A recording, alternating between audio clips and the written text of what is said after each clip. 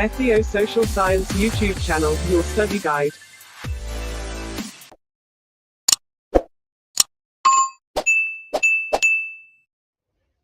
ሃይ ሰላም እንዴት ናችሁ? የሶሻል ዩቲዩብ ቻናል ተመልካቾች ዛሬ እንግዲህ ይዤላችሁ የመጣሁት ሂስትሪ ግሬድ 12 ዩኒት 8 ቀጣዩን ፓርት ነው። የዛሬ ርዕሳችን የሚሆነው 8.2 ኮንሶሊዴሽንስ ኦፍ አውቶክራቲክ ፓወር እና ቢልዲንግ አውቶክራቲክ ኮንትሮልስ ኢን ሴንትራል አድሚኒስትሬሽን። ይሄ ምን ማለት ነው? ኃይለ ሥላሴ አውቶክራቲክ ፓወሩን ለማጠንከር ምን አደረጉ እና በሴንትራል አድሚኒስትሬሽን ውስጥ እንዴት አውቶክራቲክ ፓወራቸውን መገንባትና መቆጣጠር ቻሉ የሚለው ነው በዛሬ ትምህርት ላይ የምንመለከተው ማለት ነው። Decrees passed between 1942 and 1943 concentrated political, administrative and economic powers in the hand of the central government. ይህ ምን ማለት ነው? ማዕከላዊነትን በተመለከተ በ1942 እና በ1943 የተለያዩ አዋጆች ተደንግጓል እና እነዚህ አዋጆች ለኃይለ ሥላሴ ስልጣን መሰረት ሆነውለታል ማለት ነው። በተጨማሪም እነዚህ ድንጋጌዎች ፖለቲካዊ፣ አስተዳደራዊና ኢኮኖሚያዊ ስልጣኖችን በማዕከላዊ መንግስት እጅ ላይ እንዲሆኑም አድርገዋል ማለት ነው። In order to facilitate the process of centralizations, Emperor Haile Selassie brought peoples of humble origins to the important positions. Some of them represented the intellectual groups to carry out the Emperor Haile Selassie schemes of modernization እና ይህም ማለት ነው ንጉሠ ነገስቱ የማዕከላዊነትን ፖሊሲያቸውን ለማሳካት ምን አደረጉ? አፍላ የሆኑ ወጣቶችን ወደ ከፍተኛ የስልጣን ቦታዎች ማስተዋወቅ ጀመሩና እነዚህ ወጣቶች የወጣት ቡድኖች ክፍል ደግሞ ዘመናዊ ትምህርትንም አግኝቷል ማለት ነው። እናም ስለዚህ ኃይለ ሥላሴ ዘመናዊነትን የማምጣት እቅዳቸው ተግባራዊ ማድረግ ችለዋል ማለት ነው። እና እነዚህ ሰዎች የመንግስት አካላትን መቆጣጠር ቻሉ፣ እነዚህ ወጣቶች ማለት ነው። ነገር ግን የትራዲሽናል ፓወር ቤዝ የላቸውም። ማለትም በዘር ግንድ ወይም መኳንንት በመሆን አይደለም ስልጣን የያዙት፣ ግን ብቻ ታማኝ መሆን ይጠበቅባቸዋል ይህንን ስልጣን ለመያዝ ማለት ነው። እንዴት ነው ኃይለ ሥላሴ ሰዎችን በመምረጥ እንዴት ነው ወደ ስልጣን የሚያመጣቸው ስንል፣ አንደኛው በሎያሊቲ ነበር። ይሄ ማለት ለንጉሠ ነገስቱ ታማኝ በመሆን ማለት ነው። እና ሁሉም ግለሰቦች ከየትኛውም ቦታ ወደ ከፍተኛ የስራ መደብ ለመቀጠር ሲመጡ ወይም ለማደግ ሲፈልጉ የግድ ሎያሊቲ መሆን አለባቸው፣ ታማኝ መሆን አለባቸው ማለት ነው። ሁለተኛው ስናይ ሜሬጅ አሊያንስ ቢካም አን ኢምፖርታንት ሜካኒዝም ቱ ኢንሹር ዋንስ ሎያሊቲ ኢት ብራውት several educated Ethiopians in nobility to rapid promotion። እናም ይሄ ማለት ሌላው ደግሞ ኃይለ ሥላሴ ምን ያደርጉ ነበረ? በጣም አስፈላጊ የሆኑትን ባለስልጣናት ታማኝነታቸውን ለማረጋገጥ በባህላዊ ጋብቻ ያጣምሯቸው ነበር ማለት ነው። እና ይሄ የንጉሳዊ ቤተሰብ ለብዙ ተማሪ ኢትዮጵያውያንና ባላባቶች ወደ ስልጣን እንዲመጡ አድርጓቸዋል ማለት ነው። ሶስተኛው ስናይ serving in the royal palace became another way of promotions። ይሄኛው ሌላው ደግሞ ቅድም ታማኝነታቸውን ለማረጋገጥ በጋብቻ ያስተሳስሩ ነበር አላልንም? እና በተጨማሪም ቤተ መንግስት ውስጥ ትልቅ የሆነ ስራ ይሰጧቸው ነበር ማለት ነው። እና ይሄን በመሆኑ ወይም ትልቅ ቦታ ስለተሰጣቸው አይከዷቸውም ነበር ማለት ነው። አራተኛው ስናይ the sons of loyal persons were more preferred to the nobilities of birth. Similarly, exiles that were loyal to the emperor were more preferred to patriots who had genuinely fought for their country። እና ሌላው ደግሞ ከመኳንንት ልጆች ይልቅ ታማኝ የሆኑ ሰዎች ልጆች ከንጉሱ ዘንድ ተመራጭ ነበሩ ማለት ነው። እና በተመሳሳይ መልኩ ደግሞ ለሀገራቸው በእውነተኛ ከተዋጉ አርበኞች ይልቅ ለንጉሱ ታማኝ የሆኑ ምርኮኞች ተመራጭ ነበሩ ማለት ነው። እና ይሄ ሁሉ መደረጉ ወይም ከንጉሠ ነገስቱና ከንጉሳዊው ቤተሰብ ጋር ያለው ግንኙነት ለባለስልጣናት በንጉሱ ፍቃድ ሙሉ በሙሉ እንዲገዙና በጭፍን እንዲታዘዙ አድርጓቸዋል ማለት ነው። ይሄ በመፈጠሩ The measures taken by Emperor Haile Selassie to build a strong central government were the first one is establish councils of ministers።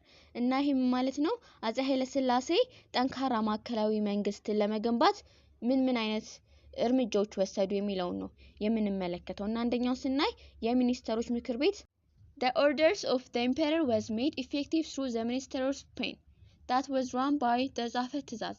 The most prominent ጻፈ ትእዛዝ was ወልደ ጊዮርጊስ ወልደ ዮሐንስ between in 1941 and in 1955 እና ይህም ማለት ነው አብዛኞቹ ባለስልጣናት እና የመንግስት ሚኒስተሮች በተደጋጋሚ ወደ ቤተ መንግስቱ በመሄድ ንጉሱን ይጎበኙ ነበረ ማለት ነው። ምክንያቱም አንዳንድ የንጉሱን መመሪያና ውሳኔዎችን የሚሹ ጉዳዮችን ሪፖርት ያደርጋሉ ማለት ነው።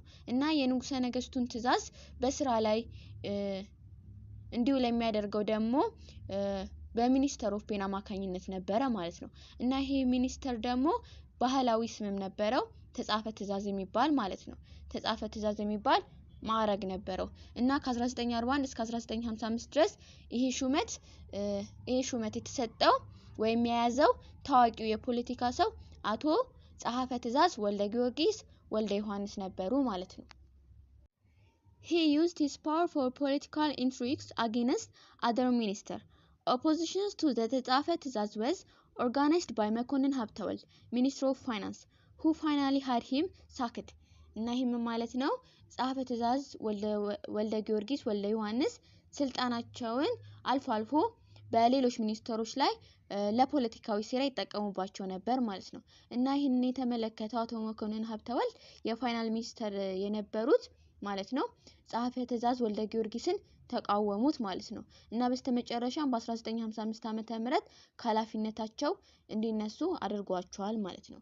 መኮንን እንዳልካቸው was a prime minister from 1943 to 1957. He was later appointed president of the Senate.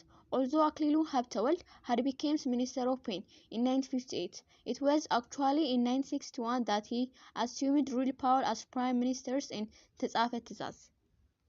እና ይሄም ማለት ነው ከ1943 እስከ 1957 ድረስ መኮንን እንዳልካቸው በስም ብቻ ጠቅላይ ሚኒስተር ሆኖ ቆዩ።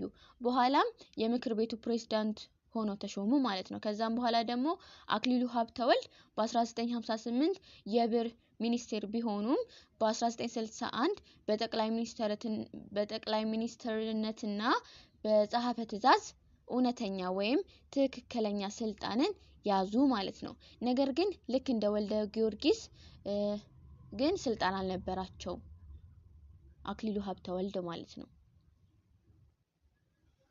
Aware of the source of political dangers, Emperor Haile Selassie assigned the aristocrats to post away from the center. እና ይህም ማለት ነው ኃይለ ሥላሴ ይሁሉን ነገር በሚያደርጉበት ጊዜ ወይም ስልጣናቸውን በሚያጠናክሩበት ጊዜ ከየት ችግር እንደሚገጥማቸው ያውቁ ነበርና ስለዚህ ምን አደረጉ? መኳንንቱን ከመሃል ሀገር ርቀው ባሉ ቦታዎች ላይ ሾሟቸው ማለት ነው። ለምሳሌ አስራት ካሳ was made a governor of ኤርትራ እና አስራት ካሳ የኤርትራ ገዢ ሆነው ተሾሙ። እና አስራት ካሳ ማለት ማን ነው ካላችሁ ደግሞ የታዋቂው አርበኛ የራስ ካሳ ልጅ ነበረ።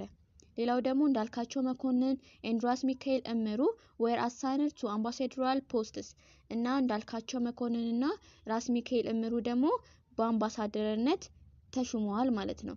however አብይ አበበ and ይልማ ደሬሳ respectively became a minister of defense and finance እና አብይ አበበና ይልማ ደሬሳ ደግሞ አብይ አበበ የጦር ሚኒስተር ሆኖ ሲሾሙ አቶ ይልማ ደሬሳ ደግሞ የገንዘብ ሚኒስተር ሆኖ ተሾሙ ማለት ነው። leading figures such as ራስ ካሳ ኃይሉ፣ ራስ ስዩም መንገሻ፣ ራስ መስፍን ስለሺ and ራስ እምሩ ሀብተ ስላሴ were made members of the Crown Council. This gave them some opportunity for political influence. እና የተቀሩት ደግሞ እንደ ራስ ካሳ ኃይሉ፣ ራስ ስዩም መንገሻ እና ራስ መስፍን ስለሺ እና የመሳሰሉ ግንባር ቀደም መሪዎች በተለያዩ ጊዜያት የክራውን ሚኒስቴር አባል ሆነው ነበረ ማለት ነው።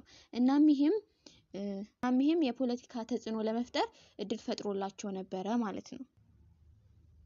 እና ሌላ ደግሞ የአፄ ኃይለ ሥላሴ ስልጣናቸውን ወይም የስልጣን ምሰሷቸው የሆነው ፋይናንሻል ሲስተሙ በራሳቸው ቁጥጥር ስር ነበር። እና ከጦርነቱ በኋላም በነበሩ አመታት ይሄ የገንዘብ ሚኒስቴር በመንግስት ተጽዕኖ ስር ነበር እና ወይም በመንግስት ተጽዕኖ ፈጣሪ ኤጀንሲም ሆኖ ነበር ማለት ነው። እናም ንጉሰ ነገስቱ እስከ 1960ዎቹ መጀመሪያ ድረስ በሁሉም የመንግስት ገቢዎች ላይ ቁጥጥር ነበራቸው ማለት ነው። እናም ሌላ በተጨማሪ ደግሞ ንጉሱ ወይም በጀቱን ወይም ገንዘቡን እርዳታ በመስጠት ወይም በበጎ አባትነት ይጠቀሙት ነበር ማለት ነው። እና አንዳንድ ጊዜ ደግሞ መንግስታዊ ባልሆኑ ጉዳዮችም ወጪዎችን ያወጡ ነበር። ሌላ የምንመለከተው ደግሞ ፕሮቪንሻል አድሚኒስትሬሽን። ይህ ማለት ቅድም እንደተመለከትነው አጼ ኃይለ ሥላሴ ጠንካራ ማዕከላዊ መንግስትን ለመገንባት ምን አይነት እርምጃዎች ወሰዱ ብለን አንደኛውን ሚኒስትሮች ምክር ቤት አቋቋሙ አላለም። ሁለተኛው ደግሞ ፕሮቪንሻል አድሚኒስትሬሽን ነው፣ የክልል አስተዳደር ማለት ነው። እና ይሄንን ስንመለከት ፕሮቪንሻል አድሚኒስትሬሽን personnel were strictly recruited by emperor in order to overcome regional tendencies. The nobility were deprived of their political rights. እና ይሄም ማለት የክልል አስተዳደሩ ለትራዲሽናል ሩሊንግ ኃይሎች የተተወ ነበር። ነገር ግን ወደ ተግባር ሲገባ በንጉሰ ነገስቱ ጥብቅ ቁጥጥር ስር ወርቆ ቆይቷል ማለት ነው።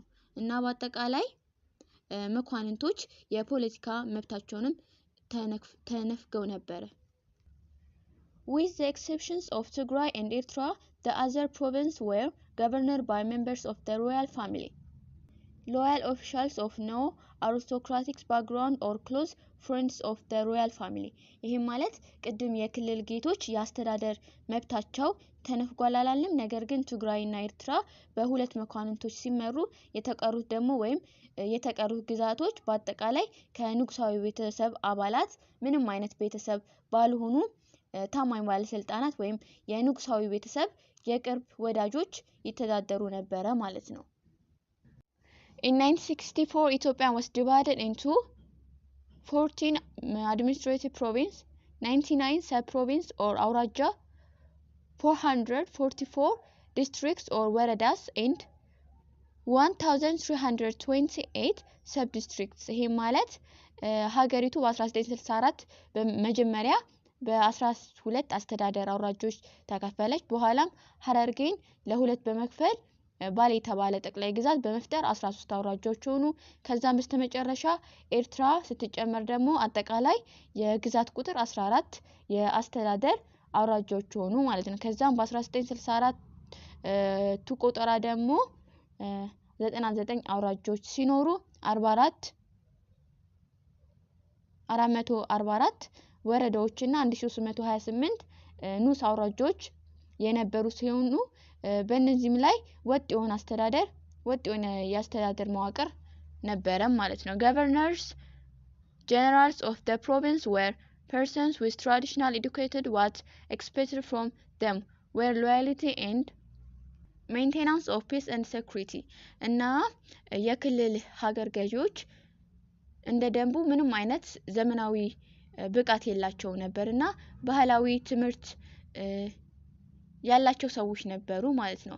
እና ከነሱ የሚጠበቀው ታማኝነትና ሰላም፣ ደህንነት ወይም ጸጥታ ማስጠበቅ ነበረ ማለት ነው። እና በንጉሰ ነገስቱ መመሪያ መሰረትም በሁሉም የመንግስት ሰራተኞች ላይ የበላይ ስልጣንም ነበራቸው ማለት ነው።